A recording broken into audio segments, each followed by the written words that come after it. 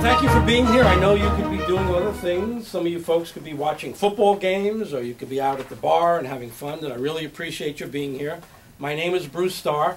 Just briefly, because there's so many folks that have not seen me speak before, I've been on a 38-year self-study on several different philosophies on life. There's no letters after my name. There's no PhD. I really wasn't interested in what I could learn by just reading books. I wanted to much more take part in different philosophies and work with mentors and teachers. Marianne Williamson, anybody know who Marianne Williamson is? Okay, she was my teacher. She taught me the Course in Miracles herself when I lived in Manhattan. I used to go see her every couple of weeks speak. And just, you know, great people. Dr. Pat Allen.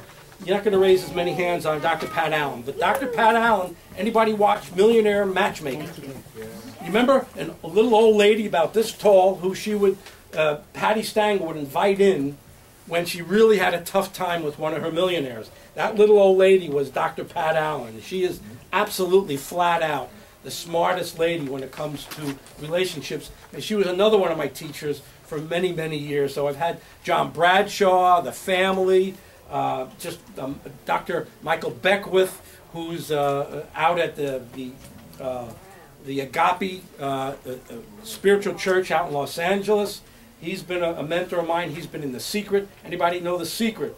Okay, good. Because The Secret is very important. Even though a lot of people did not have a lot of luck with The Secret, but the basic concepts are extremely important, and it's really law of attraction. Okay, and law of attraction can take many shapes and forms. But basically, I was speaking to someone outside earlier, and I said, have you ever seen a street person who lives on the street? They have a certain impression of themselves. They feel a certain way about themselves. I'm not judging them, saying they're wrong, bad, or good, but they feel like they need to live on a street. Now, here's a lawyer who lives on the Park Avenue, or lives in Aventura, or lives in Boca Raton. He's worked hard his whole life. He feels differently or better about himself. And you're not going to see those two meet, are you? And the reason is they have different vibes. A lawyer feeling really great about himself, whether he's, you know, the old jokes about lawyers, you know, he's feeling great about himself because he's having successes, he feels good, he feels educated. The street person, not so good. Those two people really have no chance to meet each other. They're in different worlds. It's the same thing for you. It's important that you learn, no matter what way it is, to feel great about yourself so that you can raise your vibration.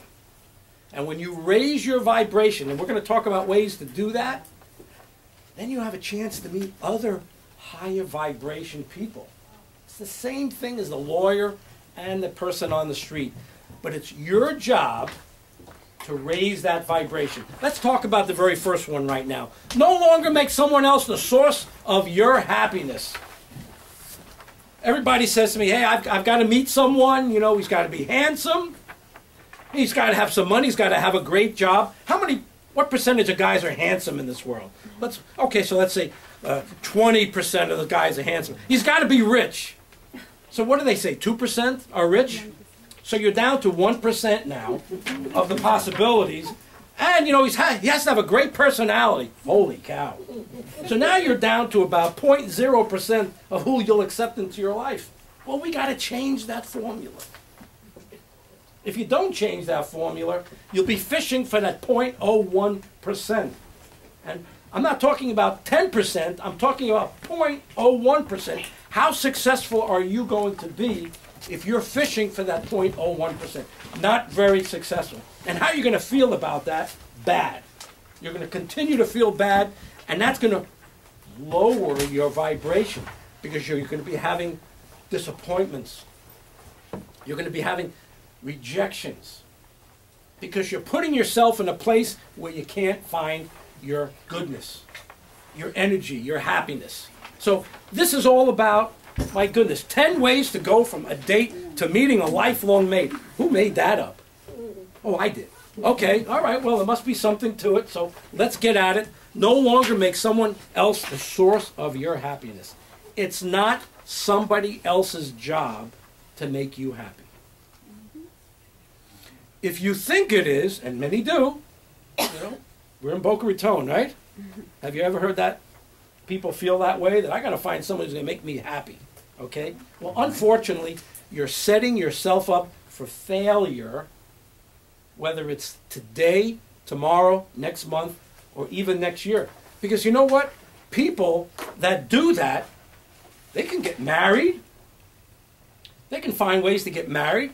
But you know what? When you base the foundation of your relationship on someone else making you happy, guess what? They're going to disappoint you left and right. And what are you going to do when they disappoint you? Sort of a rat. Can't do that. Okay? Because it's not their job. It's simply not their job to make you happy. Now, do I want to make you happy? Hell yeah. As a man, do I want to make you happy? Do I want to have a place in your life that you'll allow me to fit in so I can make you happy? Hell yeah. That's what makes me feel happy. But I'm not going to assign that to somebody else. Okay? Anybody want to raise your hand about cover? Make sure that this goes so fast that I never get a chance to cover it all. And I'll keep on doing this myself unless you raise your hand and say, yes, I want to read number 4, number 6. I don't see anybody doing that. Number 2, choose with your heart. Oh boy, is this a big one. Not by thinking about making the best deal possible. Does anybody have any idea what I'm talking about? A whole generation of people. It's like mixing oil and water. A whole generation of people are choosing a mate with their head, thinking about the best deal. And they've got their heart they think. They have their heart safely tucked away, because I want to see a show of hands. When you were 15, 16, 17, 18, 19, 20, whatever it was for you, did you get your heart broken? You know what? It happened. Doesn't happen for everybody, but it happens. Does anything feel worse than getting your heart broken? If it happened to you, it feels awful. And it feels so bad that many times you said to yourself, whether you said it out loud or not, I'm not taking that chance anymore. That sucked. I didn't like that at all. I don't want that in my life. I just had a lady, see if she's in here before I make a fool of myself. A lady walked over to my table. No, love? You talk about love? No, that's not for me. I'll just be friends. Number 1, she's in denial. Number 2, she's so afraid of a relationship that, she can say those things. And number 3, is there anyone here that really wants to die alone? That stinks too, right? You don't want to die alone. You want to be around people. You want to have some friends. You want to be good to your family. So here we go. Choose with your heart. People expect to make great relationship decisions thinking about the deal that they can make. I spent 10 years on America Online opening up a room called Relationship Coaching. I had 6,000 detailed, intimate conversations with people from all around the country, and they told me that they were trying to protect their hearts, and they made decisions with their heads. Now here's the problem. It can work for a while. Believe me, it can work. Here's where the trouble is. A guy, stereotypically, please don't hate me, a guy stereotypically will pick a woman for the way she looks, the size of her body, her face, whatever. If the woman can make him look good when they're walking down the street, that's who he wants. A woman, stereotypically, please don't get mad at me, is looking for someone that can provide some financial security. Okay? And again, it's not everybody. So I wrote a book called Body Traders, Transforming Back from Player to Lover. Where did I get this word body traders? No such word. Well, body traders is about people who have closed their hearts, made choices with their heads, thinking about the best deal. Stereotypically, a man, if you look good enough, sexy enough, the sex is good, I'll give you what I have. The woman, I'll give you what I have if you have enough of what I want. To me, that's horse trading, or what I call body trading. Is there anything loving in there at all? It's not very loving at all about that deal that I just proposed, right? I'm not seeing any heads moving. Are you understanding the concept at all about body trading? Say it again. Okay, body trading is when I'll give you what I have, a guy, if you have enough of what I want. Negotiation. It's a negotiation. It's a horse trading. And a woman will give their bodies to a man if he has enough of what she wants, stereotypically. But there's nothing loving about that transaction because it's a transaction.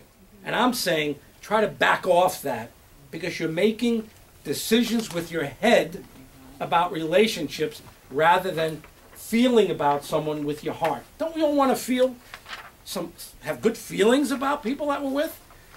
Here's where the problem is. And this is why it doesn't work. I'm sorry. It doesn't work. It might look like it works.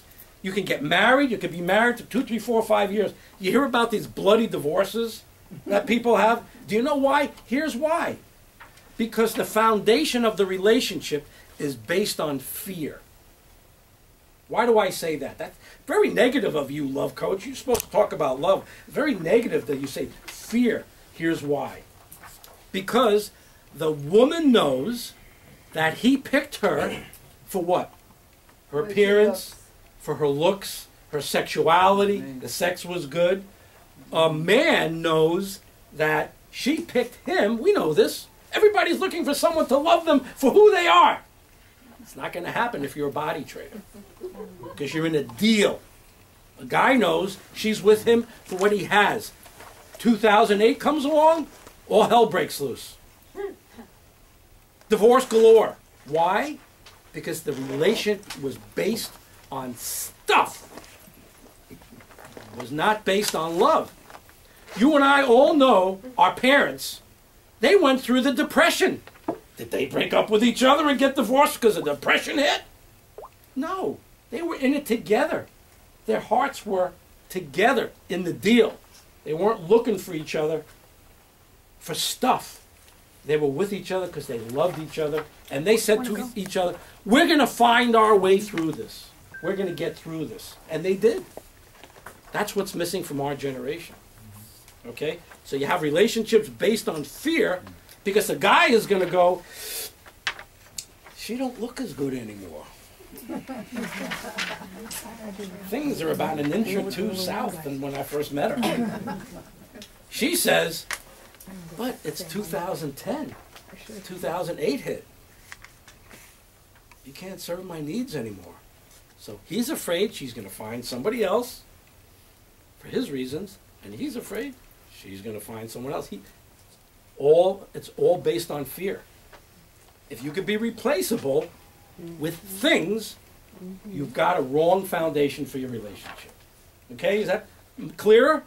Okay, at least I have 3 people going like this. That's better than 1.